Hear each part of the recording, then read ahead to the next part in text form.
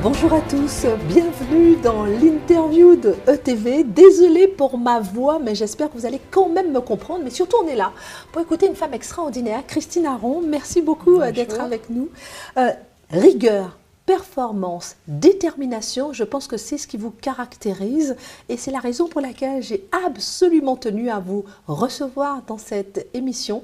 Vous êtes quand même détentrice depuis 20 ans, 1998, du titre européen du 100 mètres à Budapest avec un record donc continental 10 secondes 73. C'est ça. Et personne ne vous a encore battu. Comment on peut expliquer que 20 ans plus tard, personne n'ait battu votre record ?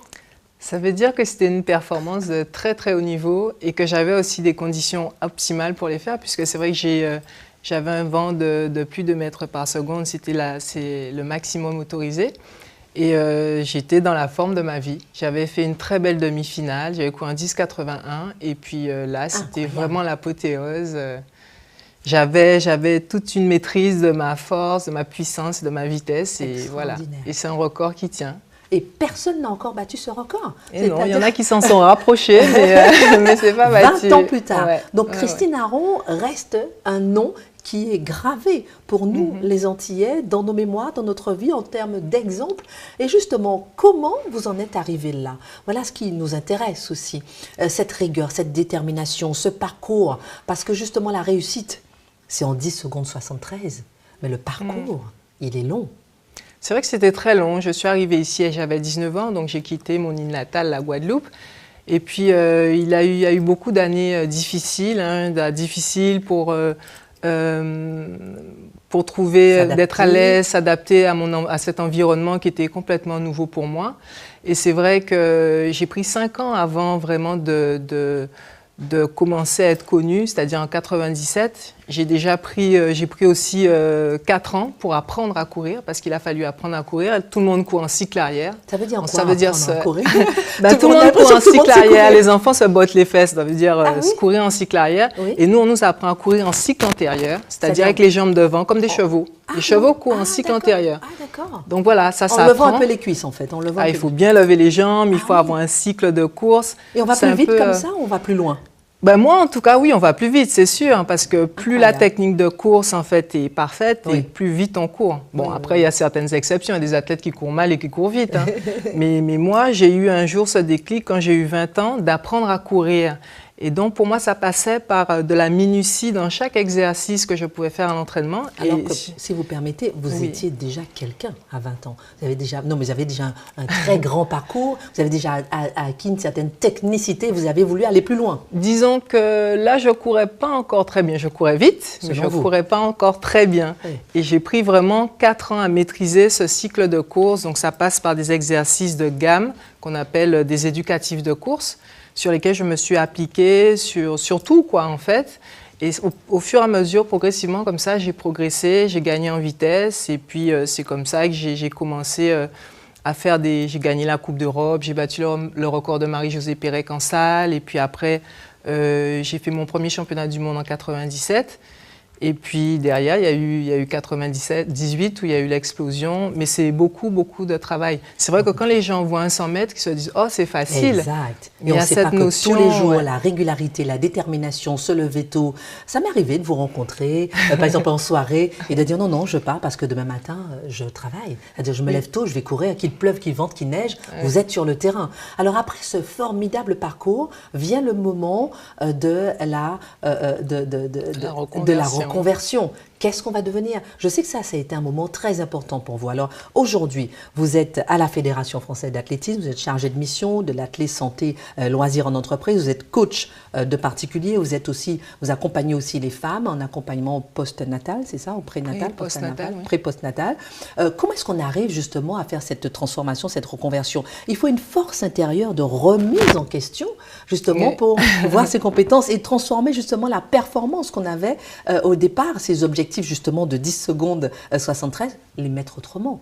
Quels sont vos objectifs de performance? Comment est-ce qu'on arrive à faire cette transformation? C'est vrai qu'au départ, c'était pas simple du tout. Bon, c'est vrai que j'ai préparé ma reconversion pendant ma carrière, donc j'ai passé différents diplômes. mais pour être prête au moment 2. Mais en fait, c'est pas si simple que ça, parce que j'ai quand même fait de l'athlétisme pendant plus de 30 ans. Donc, c'est une grosse partie de ma vie. Et puis, du jour au lendemain, on se dit, ben, il va falloir faire autre chose. On ne sait plus qui on est. Et même si on a passé des diplômes, c'est pas du tout la même chose. C'est un environnement qui est différent. Il faut prendre des contacts. On va travailler avec d'autres personnes. Et c'est vrai qu'au début, j'ai pris 3 mois déjà à me remettre de cette décision parce qu'il faut accepter de ne plus se lever le matin pour aller courir et de faire ce qu'on aimait faire. Et donc, progressivement, ça s'est passé. J'ai monté une société de coaching. Bon, c'était un peu compliqué au départ, mais après, j'ai changé de voie, mais toujours dans le coaching, hein, c'était toujours ce qui m'intéressait. Et puis, au fur et à mesure, j'ai eu des contacts. Je me suis intéressée au sport santé. Alors, vous êtes passé de la sport performance au sport santé parce que je n'avais pas envie justement de rester dans le même environnement finalement, de me retrouver entraîneur sur un stade. Mais aider les autres. J'ai estimé qu'il fallait prendre du recul parce que être un athlète de haut niveau n'est pas forcément être un bon entraîneur. Il faut prendre du recul par rapport à sa propre carrière pour ensuite transmettre autrement. Donc, j'ai pensé que c'était important. Et puis là, je suis quand même dans un environnement toujours du sport. Et quand on est sportif, voilà, quand on est sportif de haut niveau, on a besoin d'être en bonne santé pour performer. Et là, en fait, j'ai redéfini mes objectifs pour continuer à faire du sport, mais pour ma santé. C'est là aussi où c'est intéressant, parce que vous êtes appelé au sein de plusieurs entreprises pour témoigner justement de ce changement. Aujourd'hui, tout le monde doit s'adapter au changement. S'adapter au changement dans sa carrière, on passe de salarié à chef d'entreprise, s'adapter au changement dans son environnement familial, s'adapter au changement dans son environnement, dans sa santé, s'adapter au changement à tout moment. Et c'est là où c'est intéressant et vous témoignez au sein d'entreprise qu'il faut effectivement avoir cette force de remise en question, valoriser ses compétences, les chercher, les retrouver, des compétences différentes pour justement les mettre en avant. Donc c'est ce que vous avez fait, un travail long, de longue haleine et qui porte aujourd'hui ses fruits. Disons que ça commence, ce n'est que le début, parce que là, par exemple, je suis à la Fédération d'athlétisme depuis 6 mois, donc sur le développement du sport santé en direction des entreprises. Donc, c'est un monde qu'il faut que je connaisse bien, le monde dans l'entreprise. Je travaille aussi avec des clubs. Je n'ai entendu que des échos positifs, hein. Figurez-vous que je les ai appelés, j'entends que du bien de vous et que ça marche très très bien. Donc, c'est quand même un environnement qui me plaît et il y a beaucoup de choses à faire. Et c'est vrai que les entreprises, on sait que aujourd'hui, il y a très peu de gens qui pratiquent des activités physiques en entreprise, 13% en France, c'est très peu. Donc c'est un marché à fort développement, à fort potentiel de développement et je trouve intéressant justement de travailler là-dessus pour justement que les Français deviennent plus actifs.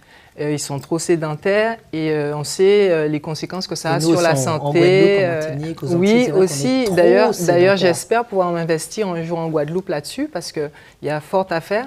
On sait que justement, il y a de plus en plus d'enfants sédentaires, d'adultes sédentaires et le problème d'obésité, c'est très grave pour la santé. Alors justement, j'ai terminé avec 3 questions sur 3 axes de votre fonction aujourd'hui. Donc tout d'abord, pour la Fédération française d'athlétisme, vous avez parlé de sport en entreprise, santé, loisirs, etc. Donc par exemple, j'ai une entreprise, qu'est-ce que vous conseillez par exemple aux entreprises? Ben là, par exemple, j'ai parlé des particuliers et ensuite des femmes. Les offres que je prépare pour les entreprises, il y aura d'abord une offre découverte. Ça va être une offre où il y aura un pack test, des tests qui vont mesurer la condition physique des salariés, des collaborateurs. Donc, ça va être la force, l'endurance, la souplesse. Et ensuite, on va leur poser, il y aura un test aussi sur leur mode de vie et leur hygiène de vie. Donc, ça va permettre aux gens de prendre conscience, en fait, de la façon dont de leur hygiène de vie, tout simplement, et de prendre conscience de ce qu'ils ont à changer. Et ensuite, voilà, il y a des offres sur les pratiques qu'on leur propose dans les clubs pour pratiquer, tout simplement, et d'être bien. Alors, particulier, vous faites du coaching pour les particuliers. Pour les particuliers, justement, c'est quoi votre angle, votre axe de travail ? Moi, je pars sur un coaching en fait basé sur la posture et la respiration. C'est un coaching qui va justement... Pas, par exemple, d'un particulier forcément un sportif de haut niveau, parce qu'avec moi, ça va être compliqué, par exemple. Non, mais peu importe, moi, je peux m'adapter puisque j'ai été sportif de haut niveau et je peux tout aussi bien entraîner quelqu'un qui n'a jamais fait de sport, qui souhaite reprendre le sport. Donc, c'est sur la respiration, oui. C'est basé sur la posture et la respiration, ça veut dire tout en préservant son corps. C'est-à-dire que maintenant, on sait qu'il y a beaucoup d'activités qui sont un peu violentes, où on ne fait pas attention à sa posture. Moi, ce qui est important pour moi, c'est la posture. La posture, justement, permet de bien respirer et aussi de préserver son corps. Donc, on se muscle, on fait du renforcement, du cardio, tout en préservant son corps. Très intéressant. Et c'est ce que vous faites aussi, dernière question, avec les femmes en accompagnement pré- et post-natal? Voilà, mais c'est toujours un travail sur la posture. C'est un peu des postures de yoga, en fait, qui permettent d'accompagner la femme enceinte en douceur et puis surtout, après la grossesse, de bien reprendre, de préserver le périnée. C'est quelque chose dont on parle peu. C'est un muscle important pour la femme. C'est assez tabou d'ailleurs. Oui. Et justement, ce travail du périnée permet à la femme de récupérer aussi beaucoup plus vite après sa grossesse et justement permet d'éviter certains petits problèmes comme les incontinences urinaires et tout ça. Christine Aron, détentrice encore de ce titre européen du 100 mètres à Budapest. Un mot, un conseil à ceux qui nous regardent, s'il fallait un mot. D'essayer de se sentir bien, de prendre du plaisir et de trouver sa voie. Merci beaucoup Christine Aron, merci à tous et à la semaine prochaine sur ETV.